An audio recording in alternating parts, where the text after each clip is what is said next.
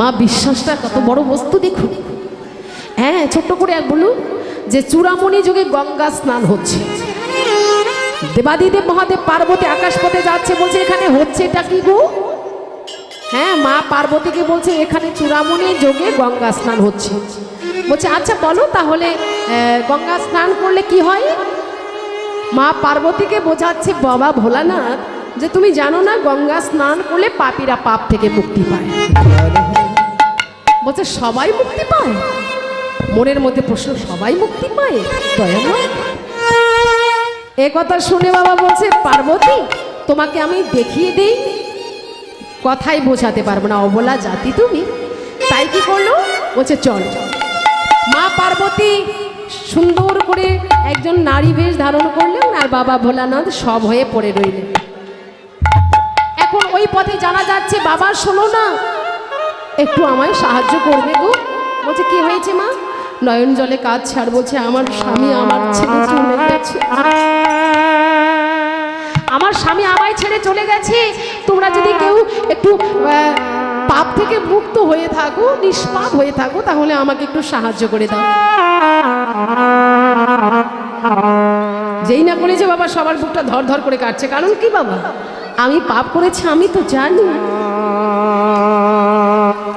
আমি তো জানি আমার অপরাধ কি। সবাই ভয় পেয়েছে, আমার দ্বারা হবে। সবাই চলে যাচ্ছে। এমনই করে একজনে পাশ দিয়ে যাচ্ছে। মা কি হয়েছে গো, কাঁদছো কেন? বলছে বাবা আমি এত জনের কাছে সাহায্য চাইলাম, কেউ দিল না তো, কেউ করলো না। বলছে কি হয়েছে? বলছে আমার স্বামীর অন্ত্যেষ্টিক্রিয়া করবার জন্য একজনের সাহায্য চাই তো নাকি, আমি তো একা পারছি না। তো বলেছি তোমরা যদি কেউ পাপ থেকে মুক্ত হয়ে থাকো তাহলে। কেউ এলো না। দাঁড়াও মা, এই কথা। সে গঙ্গায় জলে নেমে এবার নামি জলে দাঁড়িয়ে মনে মনে বলছে মা, ও মা মকর বাহিনী গঙ্গা, শুনেছি তোমার বক্ষে স্নান করলে নাকি পাপীরা পাপ থেকে মুক্ত হয়। আমি তো কোনোদিন গঙ্গা স্নান করি না, এমনি ভক্তি ভরে কোনোদিন মিনতি করি না। তো আমি তো মহাপাপী মা, কোনোদিন আমি ভক্তির কথা জানি না, ভক্তির পদ আশ্রয় করিনি। তো তুমি কৃপা করে আমায় পাপ থেকে একটু মুক্তি দাও না মা, আমি ওই মাকে, ওই অসহায় মাকে সাহায্য করব বলে গঙ্গায় ডুব দিয়েছি। আর গঙ্গায় ডুব দিয়ে উঠলো, উঠে ছুটতে ছুটতে মায়ের পাশে গিয়ে দাঁড়ালো, কিন্তু সেখানে কোনো মা নেই, কোনো শব নেই। দেবাদিদেব মহাদেব এবং মা পার্বতী আকাশ পথে যাচ্ছে। পার্বতী দেখলে কজন গঙ্গা স্নান করে পাপ থেকে মুক্তি পেল? বলছে ভোলা না, এই তো একজনই। বলছে হ্যাঁ, এই একজন। ওর মনে বিশ্বাস ছিল। তাই এবার মদন চোর মনতি করে বলছে গৌর হে, এই তো তোমার চরণ আশ্রয় নিলাম, তোমার চরণ আশ্রয় করলে যদি পুনর্জন্ম হয়ে থাকে তবে আমি তো পাপ করিনি দয়াময়, তাহলে তুমি বলে দাও আমার অপরাধ কোথায়? আমার এই দেহ মনে প্রাণে তোমার চরণে আমি নিবেদন করে, আমার এই দেহটা প্রসাদী করে, আত্মনিবেদন করে আমি তোমার চরণ শরণ নিয়ে ছুটে এসেছি, তুমি গ্রহণ করো।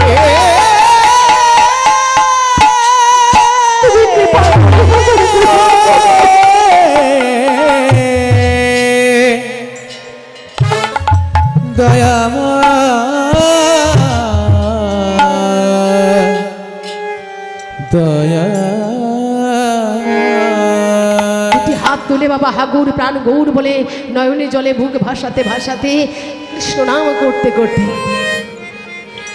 কৃষ্ণ নাম করতে করতে ওই দেয়া লোহার দণ্ডটি ধরেছে। কৃষ্ণ কেশব বলে কৃষ্ণ কেশব মধুমাখা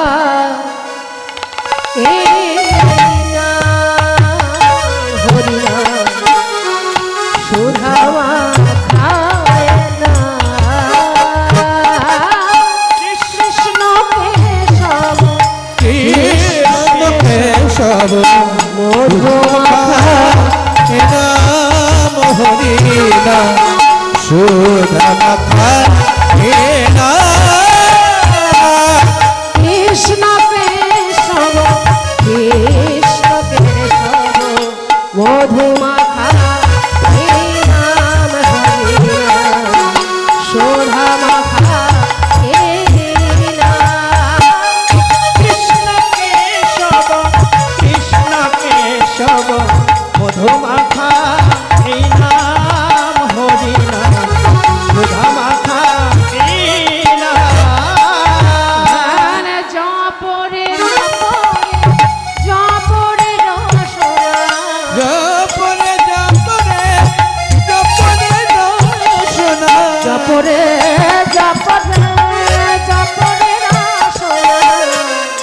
জপরে জপরে জপরে বাসনা আর সুধা মাখা এই নাম হরিনাম, মধু মাখা এই নাম হরিনাম, সুধা মাখা এই নাম, কৃষ্ণ কেশব কৃষ্ণ কেশব, সুধা মাখা এ নাম হরি নাম সুধা মাখা এ নাম কৃষ্ণ কেশব কৃষ্ণ কেশব, মধু মাখা এই নাম হরিনাম, সুধা মাখা এই নাম হরিনাম, কৃষ্ণ কেশব মধু মাখা এ নাম হরি নাম সুধা মাখা এ নাম। ধরে বাবা কৃষ্ণ নাম গাইছি, লোহার দণ্ড হাতে ধরেছে আর নেচে নেচে কৃষ্ণ নাম করে হরিনাম করছে, কিন্তু সবাই অবাক হয়ে তাকিয়ে আছে, কি মদনের হাত পোড়ালো না? বলছে পোড়াবে কি করে, ওই নিবেদিতে দোহ কি পোড়াতে পারে? ও যে বিশ্বাস মনে প্রতিষ্ঠিত হয়ে গেছে, বিশ্বাসে বাধা পড়ে গেছে, তাই আমরা আজীবন গৌর নাম করেছি, গৌর হরির নাম করেছি, গৌর আশ্রয় করেছি, কৃষ্ণ নাম করেছি, আমার কৃষ্ণ হলো না, কৃপা হলো না। একবারে নাম নিলে যত পাপ হরে, কলিযুগের সাধন সেই নামে তুল্য পাপ করে।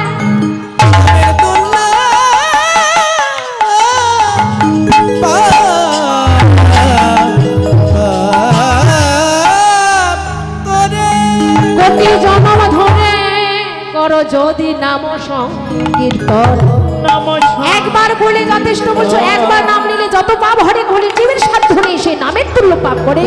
আবার কোটি জন্ম ধরে যদি করো নাম সংকীর্তন, তুমি দেবে না ব্রজে ব্রজেন্দ্র নন্দন।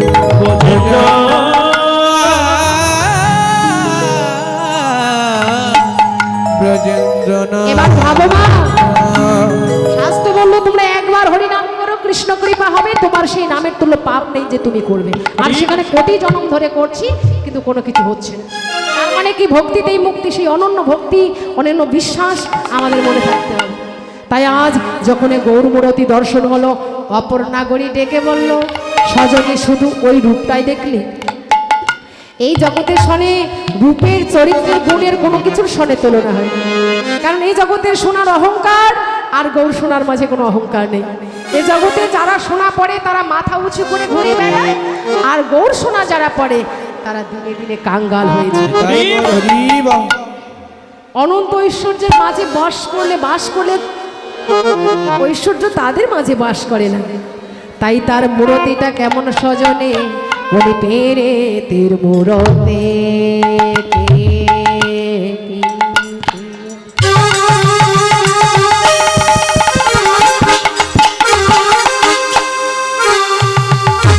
পেরে তীর মূরতে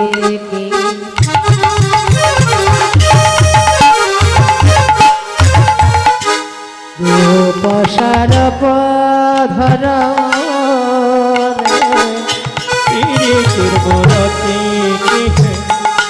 রূপ সরব